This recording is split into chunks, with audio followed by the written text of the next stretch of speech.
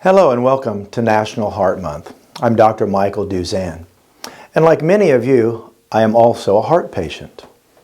My story started in January of 2016, when at the age of 50, without warning and unexpectedly, I had a heart attack.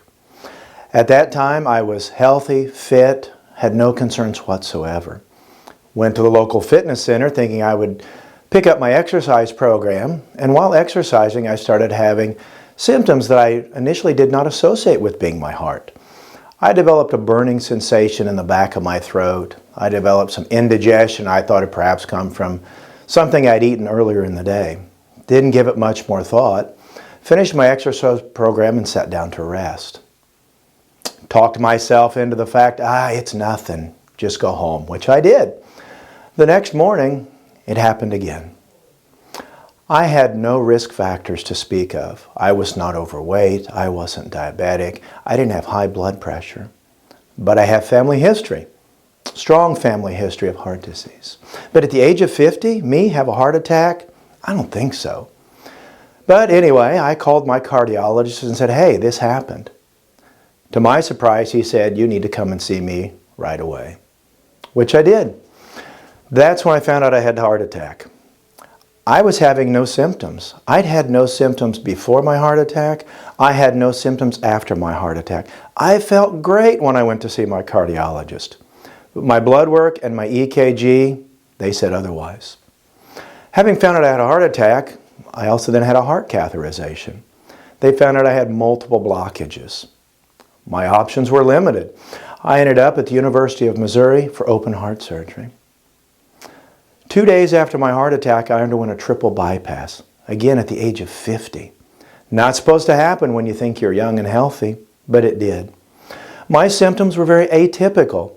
Nothing to make me think I was having a heart attack specifically, and again, I'd had no symptoms before my heart attack. I certainly didn't have that crushing pain in my chest that went down my left arm up into my jaw. Like I mentioned earlier, I thought I was having some bad indigestion from something I'd eaten earlier in the day. Needless to say, my life was changed. Life has continued to be a challenge because eating healthy and staying physically active, not my strong suit, though I keep trying. But what I want to share with you is, remember that even though you think you may not be at risk for a heart attack, one never knows. For me to have a heart attack at the age of 50 meant that I had heart disease, significant heart disease, long before the age of 50. I could have just as easily had that heart attack in my 40s. So when did it really start? Nobody actually knows. But it's a long process. I didn't go to bed completely healthy one night and wake up the next day with heart blockages leading to my heart attack. I want to remind you, I want to encourage you, know the warning signs, know the risk factors associated with possibly having a heart attack. Know your family history, take it seriously. If you're overweight, consider losing that weight. Make sure your blood pressure is well controlled. If you're diabetic, do everything you can to manage your diabetes. Those are just some of the risk factors. Stay active, try and stay as physically fit as you possibly can. Take it to heart.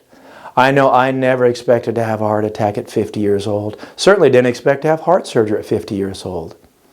It happens. It happens to anyone, regardless of age. So here during National Heart Month, stop, think about what you can do. Think about what perhaps your family members can do. Work for your goals, encourage others to reach theirs, and learn from what others of us have been through. Anyone can have a heart attack.